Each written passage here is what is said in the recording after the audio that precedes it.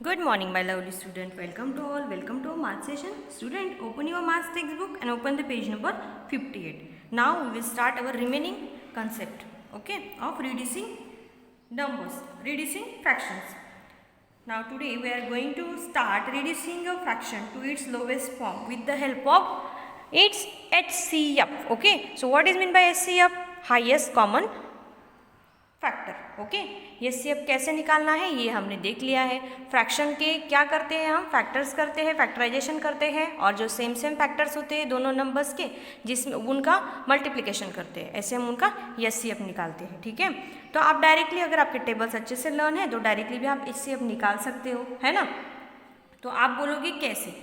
Suppose 24 और 120 है. ठीक है, अगर आपने रिड्यूसिंग करना है इस फैक्टर को और डायरेक्टली आपको ये दोनों नंबर्स का HCF पता है, हाईएस्ट कॉमन फैक्टर पता है, तो आप क्या कर सकते हो? डायरेक्टली आपको रिड्यूस नंबर मिलेगा. इतनी प्रोसेस से जाने की ज़रूरत नहीं. मतलब कल हमने कैसे देखा रिड्यूसिंग करने के लिए कि 2 से रिड्यूस डिवाइड करो, देन 3 से करो, 5 से करो, डिविजिबिलिटी टेस्ट अप्लाई करके जो सेम नंबर है उससे करो दोनों नंबर्स को और बाद में रिड्यूस करते गए. रिड्यूस तो 3 स्टेप से भी रिड्यूसिंग होता है, 4 से भी होता है, 5 से भी होता है या कभी कभी 2 में भी हो जाता है. लेकिन अगर आपको ये दोनों नंबर्स का HCF पता होता है, हाईएस्ट कॉमन फैक्टर, तो एक ही बार में आपको HCF से डिवाइड करके दोनों नंबर्स को उसका रिड्यूसिंग फॉर्म आपको मिल सकता है. कैसे देखो, और 24 और 120 का हाईएस्ट कॉमन फैक्टर है 24. अब आप बोलोगे कि 24 कैसे डायरेक्टली आप बता सकते हो? तो अगर आपके टेबल्स लर्न है तो आपको गेस लगाना है कि कौन सा ऐसा बड़ा नंबर है, सबसे बड़ा नंबर, कि जिसके टेबल में दोनों नंबर्स आते हैं. अब 24 1 जा 24, 24 5 जा 120. अगर ये 24 नंबर है तो 24 के आगे के जो नंबर है 25 26 उसमें ये आएगा क्या? नहीं. तो 24 के टेबल में 24 तो आता ही है ना. खुद वो नंबर उसका फैक्टर होता है, आपको पता है, 1 और वो नंबर खुद का. तो 24 के टेबल में 24 आता ही है. और 120 आता है क्या? अगर आपके टेबल्स लर्न है, मैं बार बार बोल रही हूँ आपको 30 तक टेबल्स लर्न करने हैं. ओके, अब आप 5th स्टैंडर्ड में हो तो आपको पता चल जाता है कि HCF क्या है? 24. HCF का मीनिंग क्या है? Highest common factor. तो 24 ये दोनों नंबर्स का कॉमन फैक्टर आएगा, वो भी हाईएस्ट कॉमन फैक्टर आएगा. फैक्टर कैसे निकालने हैं, कैसे करते हैं, वो मैंने आपको पहले सब बताया. ठीक है, अब देखो आज हम क्या करेंगे फिर HCF के द्वारा ये जो फ्रैक्शंस है उनके रिड्यूसिंग फॉर्म देखेंगे, रिड्यूस करेंगे फैक्टर्स को. ओके, अब यहाँ पे एक एग्जाम्पल हमें दिया है और यहाँ पे मेथड भी दी है, मेथड 2 HCF की. Find the HCF of numerator and denominator and divide both of them by there HCF. पहले क्या करना है? न्यूमरेटर और डिनोमिनेटर का ऊपर का जो नंबर है उसको हम न्यूमरेटर बोलते हैं, नीचे के नंबर्स को डिनोमिनेटर बोलते हैं. उनको हम क्या करेंगे? उनका HCF फाइंड आउट करेंगे, बाद में HCF से उनको डिवाइड करेंगे. तो डायरेक्टली हमें लोवेस्ट फॉर्म वो नंबर का मिल जाता है, रिड्यूस फॉर्म हमें मिल जाता है, शॉर्ट फॉर्म हमें मिल जाता है. ओके, चलो अब हम कुछ एग्जांपल्स देखते हैं जो एक्सरसाइज 4.1 में दिए हैं. 5 नंबर क्वेश्चन है एक्सरसाइज 4.1 में. तो मैं जितने पॉसिबल है वीडियो में उतने मैं आपको करके दिखाती हूँ, बाकी क्या आपको करना है. अब देखो 48 एंड 144. फर्स्ट एग्जाम्पल दिया है क्वेश्चन नंबर 5 में 48 और 145. हमें क्या करना है? Reducing a fraction to its HCF. उसका HCF फाइंड आउट करके उसका क्या करना है? रिड्यूसिंग फॉर्म बनाना है इस फ्रैक्शन का. इसको क्या बोलते हैं? फ्रैक्शन. ये तो पता है ना आपको. अब हम डायरेक्टली 2 से डिवाइड करके 3 से डिवाइड वैसे भी कर सकते थे, लेकिन ये सेकेंड मेथड दी तो ये भी आपको पता चाहिए, शॉर्ट मेथड है. तो HCF शॉर्टली कैसे फाइंड आउट करना है? पहले तो देखो, अगर आपको HCF चाहिए ना दोनों नंबर्स का, तो पहली थिंग आपको देखना है जो छोटा नंबर है 48, उसके टेबल में ये सेकेंड वाला नंबर आता है क्या. तो 48 का टेबल तो आप बोल नहीं सकते, लेकिन आपको ये पता चल जाएगा कि 48 12 का भी फैक्टर है और 144 भी 12 का फैक्टर है. मतलब 12 2 जा 24, 12 3 जा 36 एंड 12 4 जा 48. सो 48 12 का फैक्टर है, ये भी 12 का फैक्टर, मतलब 48 के टेबल में 144 आना चाहिए. तो हमें इन दोनों नंबर्स का HCF फाइंड आउट करना है. अगर आपको ऐसे नहीं आ रहा हो तो सीधे सीधे HCF निकाल लो 48 और 144 का. ठीक है, तो ऐसे नहीं कि 2 से ही स्टार्ट करना चाहिए. तो हमें पता है ये 12 के टेबल्स में आते हैं, तो हम 12 से भी स्टार्ट कर सकते हैं, है ना. 12 4 जा 48 एंड ये जो है 144 12 का स्क्वायर है. ओके, सो 12 12 जा 144। अब ये दो नंबर्स बचे हैं 4 और 12, तो इससे हम क्या करेंगे, ये 2 से डिविजिबल है, 2 2 जा 4, 2 6 जा 12। अगेन ये दोनों नंबर्स 2 से डिविजिबल है, 2 1 जा 2, 2 3 जा 6। आगे ये 1 और 3 को कॉमन नंबर मिलेगा क्या, हमें कॉमन डिवाइजर मिलेगा क्या, नहीं। तो ये सेप की प्रोसेस आपको पता है। तो हम क्या करते हैं, बाद में इन कॉमन फैक्टर्स का मल्टीप्लिकेशन करते हैं। सो 12 इंटू 2 24, 24 इंटू 2 48, मतलब इसका एचसीएफ क्या आया, 48 ही आया। देखो, तो ऐसे आपको केस लगाना है। अगर आपने एचसीएफ एलसीएम निकालने के टाइम, फैक्टराइजेशन के टाइम टू चैप्टर पे प्रॉपरली ध्यान दिया है तो आपको यहाँ पे प्रॉब्लम आएगा ही नहीं, ठीक है। सो 48 एचसीएफ आया है। तो अभी हमें क्या करना है, इनका शॉर्ट फॉर्म करने के लिए इनको एचसीएफ से डिवाइड करना है दोनों नंबर्स को। सो 48 divided by 48 and 144 divided by 48, same number से डिवाइड करते हैं। जब हम फ्रैक्शन का लोअर फॉर्म करते हैं, लोवेस्ट फॉर्म करते हैं तब, है ना। सो 48 1 जा 48 और 48 अगर आप कर सकते हो 4 4 जा 160, मतलब नहीं आएगा। 48 3 जा आएगा 144, या हम कॉमन गेज भी लगा सकते हैं। सपोज 40 ले लेना है, 42 जा 80, 43 जा 120 आता है और ऊपर के 8 3 जा 24, मतलब 124, है ना। सो 1/3 इसका रिड्यूस फॉर्म आता है। ऐसे आपको एचसीएफ फाइंड आउट करके इसका रिड्यूस फॉर्म निकालना है। सेम कल की तरह प्रोसेस है, सिर्फ आपको एचसीएफ फाइंड आउट करना है उन नंबर्स का, ठीक है। देन सेकेंड एग्जाम्पल देखो, 55 divided by 121।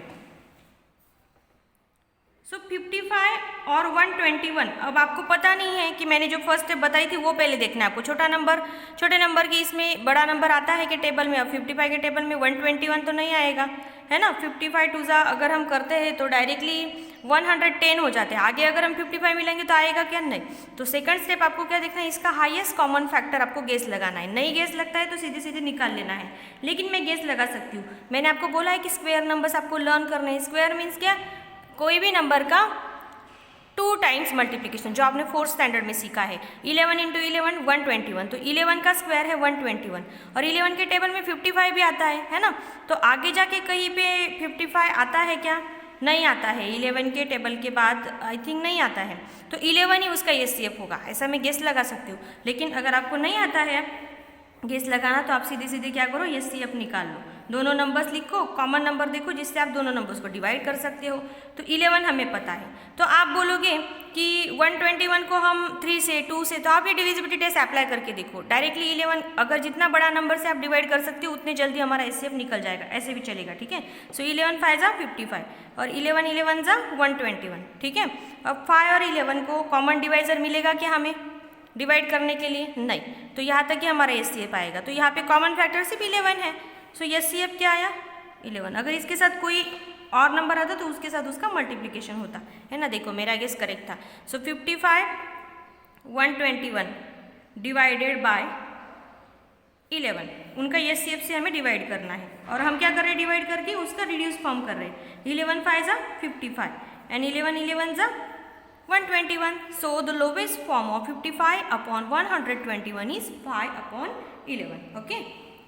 Then next example is third number example, 36 and 156. अब 36 एंड 156 का हमें एचसीएफ निकालना है, ठीक है।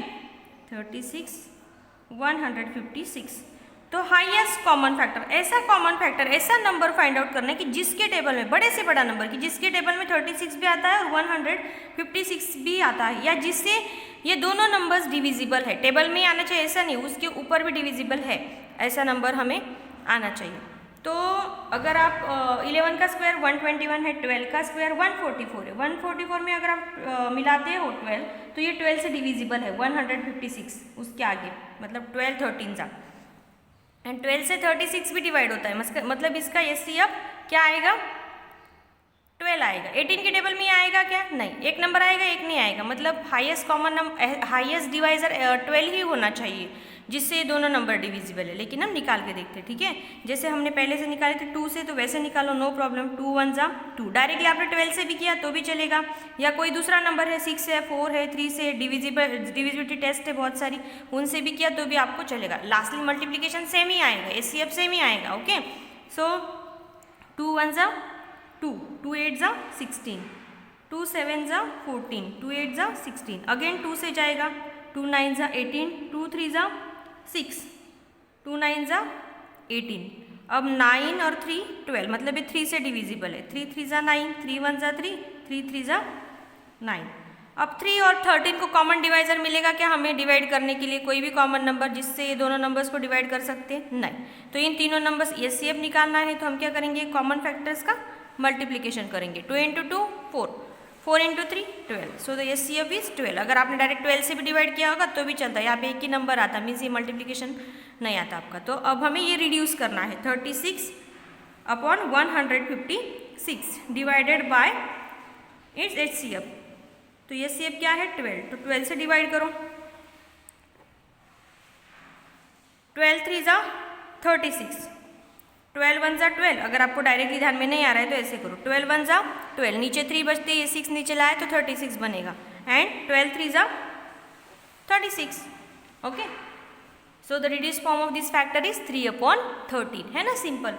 तो अब देखो, ऐसे मैंने ये 3 एग्जाम्पल्स प्रॉपरली, आपको टॉपिक नेम डालना है, क्लास वर्क डालने हैं, डेट डालनी है, और ये तीनों एग्जाम्पल्स प्रॉपरली राइट कर लेने हैं, ठीक है। और जो रिमेनिंग एग्जाम्पल्स हैं DEF, page number 59, exercise 4.1, last question, question number 5, DEF, ये आपको सॉल्व करने, पहले ये जो मैंने सॉल्व करके दिए वो प्रॉपरली लिखने हैं, बाद में ये आपको सॉल्व करने, ठीक है। कंफ्यूज नहीं होना है। अगर आपको नई गेस लगाना आता है, अब 25 के टेबल में 150 आता है, तो इसका एचसीएफ क्या आएगा, 25 आ जाएगा आई थिंक, आप करके देखो, ठीक है। अगर गेस लगाना नहीं आता है तो क्या होगा, इसका 7 5 जा 35 हो जाता है। तो आपको प्रॉपरली एचसीएफ निकाल के देखना है और बाद में करना है, नो प्रॉब्लम, ओके। लेकिन स्टेप बाय स्टेप जाना है, मतलब आपका कोई भी कुछ भी रॉन्ग नहीं होगा, ठीक है। अब देखो, ये 3 क्वेश्चंस आपके लिए होमवर्क में है। नीचे हमें फन विथ मैथ्स दिया है, तो यहाँ पे फ्रैक्शन कैसे राइट करते हैं, यहाँ पर अच्छे से रीड कर लो। इक्विवेलेंट फ्रैक्शन तैयार किया है, 1/3 विथ 6 एज द डिनोमिनेटर और 15/25 in its lowest form, keep all the cards facing down. ये आपको क्या करना है, ये जो मैथ्स अराउंड अस दिया है वो प्रॉपरली आपको रीड कर लेना है। तो 1/3 का हमें इक्विवेलेंट फ्रैक्शन करने को बोला है। कैसा इक्विवेलेंट फ्रैक्शन, जिसका डिनोमिनेटर 6 हो। तो 3 को कौन से नंबर से मल्टीप्लाई किया जाए तो 6 आएगा, 2 से। तो सेम नंबर को हम जब इक्विवेलेंट फ्रैक्शन बनाते हैं तो सेम नंबर से मल्टीप्लाई करते हैं दोनों को। तो दोनों को हम 2 से मल्टीप्लाई करेंगे तो 2/6, 1/3 का इक्विवेलेंट फ्रैक्शन यहाँ पे निकल गया है, जैसे यहाँ पे दिया हुआ है, ओके। और उनको कलरिंग कैसे करना है ये भी यहाँ पे दिया है। तो ये देख लो, मतलब ये टोटली 6 है, 6 में से 2 पार्ट्स कलर है, तो लिखते कैसे हम, टोटल पार्ट्स नीचे लिखते हैं एज ए डिनोमिनेटर और कलरिंग पार्ट ऊपर लिखते हैं। ये आपको ऑलरेडी 4th में हो चुका है, आपको सिर्फ फन विथ मैथ्स में दिया है, तो आप प्रॉपरली रीड कर लो, देख लो क्या है। और ये 3 एग्जाम्पल्स आपको सॉल्व करने हैं, इसके फोटोज मुझे ग्रुप पे सेंड करने हैं। और स्टूडेंट, आपको रेगुलरली आपका जो होमवर्क है वो ग्रुप पे डालना ही डालना है, उसके ऊपर ही आपकी प्रेजेंटी लगती है, और इसलिए आपको रेगुलरली होमवर्क डालना है। आपने आज होमवर्क किया और डाला नहीं तो उसको कुछ मीनिंग ही नहीं रहता है, आपको रेगुलरली होमवर्क डालना है, ठीक है। चलो बाय।